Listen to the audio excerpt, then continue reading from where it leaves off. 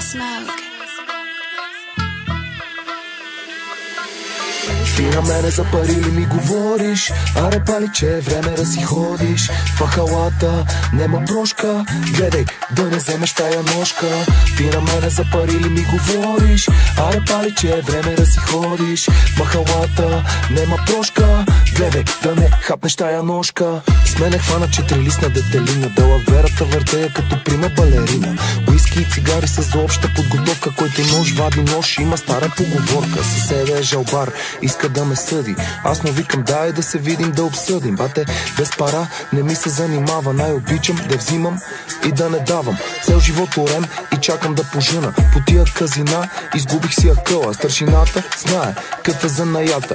Идва всеки вторник, защото при мен е на заплата. Дъщеря му е фенка и моли за снимка. Сина му наркоман от мене купи половинка. Отивам в Шератон и не гледам менюто. Знае, че обичам шкембето с много люто. Момче от центъра, живота ми е сатира. Купих си Астра без акумулатора. Седай, сине, започваме диктовката. Прилича съм на брат Пит само по походката. Ти на мене за пари ли ми говориш? Аре пали, че е време да си ходиш. Пахалата, нема прошка. Гледай, да не вземеш тая ножка.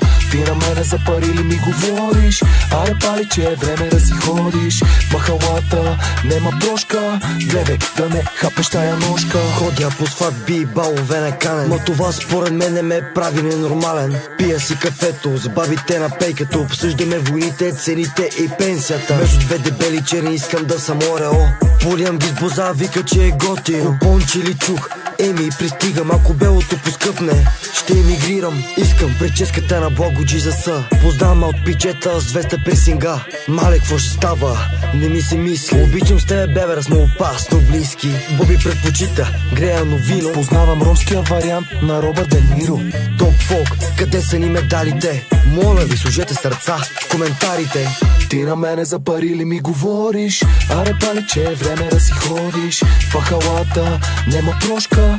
Гледай, да не вземеш тая ножка. Ти на мене за пари ли ми говориш? Аре пали, че е време да си ходиш. Махалата, нема прошка. Гледай, да не хапеш тая ножка.